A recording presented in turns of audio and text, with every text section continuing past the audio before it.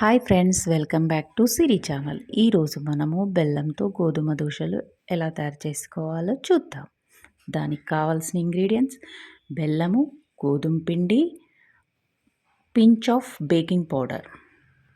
First బెల్లాన్ని తురుముకొని నీళ్ళల్లో కరగబెట్టుకోవాలి. ఇప్పుడు మనము దీన్ని ఫిల్టర్ చేసుకోవాలి, ఎందుకంటే దాంట్లో చిన్న చిన్న చెత్త ఏమైనా వస్తే దాన్ని ఫిల్టర్ ద్వారా తీసేయచ్చు.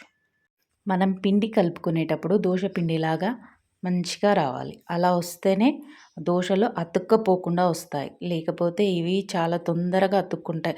లో ఫ్లేమ్లో వీటిని చేసుకోవాలి. అట్లు మంచిగా ఉండలు లేకుండా కలుపుకోవాలి. 1 కప్పు బెల్లం వేస్తే 1 కప్పు గోధుమ పిండి వేయాలి. దాంతో మనం కొద్దిగా స్వీట్ తినేవాళ్ళు కొద్దిగా ఎక్కువ వేసుకున్న స్వీట్ ఎక్కువ ఉంటుంది.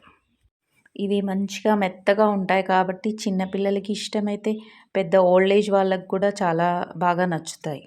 బెల్లం తినడం వల్ల మనకి మంచి ఈజీ డైజెషన్ అవుతుంది, అలాగే మంచి బ్లడ్ ప్యూరిఫికేషన్ కూడా అవుతుంది. పిల్లలకి దీన్ని చూస్తే ప్యాన్ కేక్ లాగా అనిపిస్తుంది కాబట్టి ఇది ఒక వెరైటీ ఫుడ్ అనుకొని వాళ్ళు తినేస్తారు మంచిగా. దీనికి మాత్రం నాన్ స్టిక్ ప్యాన్ యూజ్ చేయాలి, ఎందుకంటే ఇవి అతుక్కుపోయి రావు. అందుకే మనం మంచి కొద్దిగా నూనె వేసుకొని మంచిగా దోశలు వేసుకోవాలి.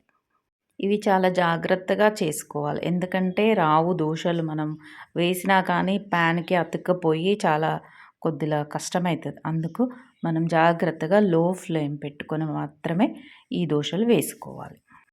ఇది ఓల్డ్ ఏజ్ వాళ్ళకి, పళ్ళు లేని వాళ్ళకి, కొద్దిగా పళ్ళు కష్టంగా తినలేకుండా ఉన్న వాళ్ళకైతే ఇది చాలా మంచిగా యూజ్ అవుతుంది.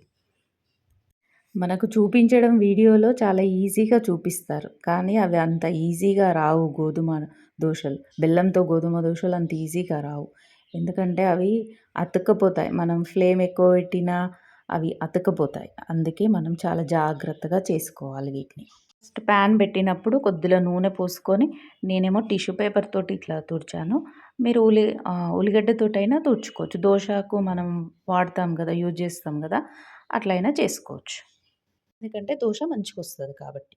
మరీ పలచగా కాకుండా మరీ మందంగా కాకుండా మీడియంలో చేసుకోవాలి, ఎందుకంటే ఎక్కువ పలచగా చేసామనుకోండి అతుక్కపోతుంది. అందుకు మీడియంగా చేసుకోవాలి.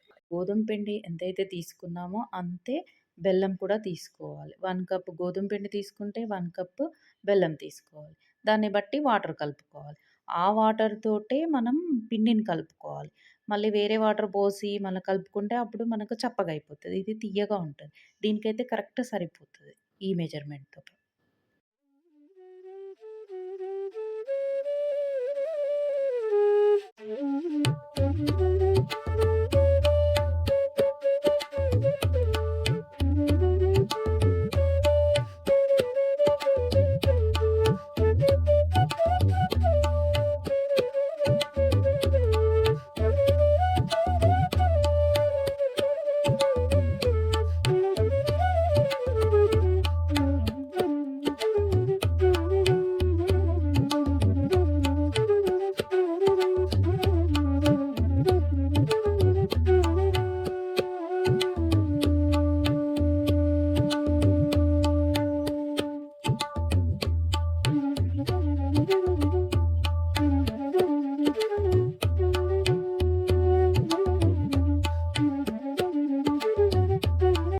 ఇప్పుడు బెల్లంతో దోశలు రెడీ అయిపోయినాయి. Thank you for watching. Please మర్చిపోకుండా మా సిరి ఛానల్ని సబ్స్క్రైబ్ చేసుకోండి.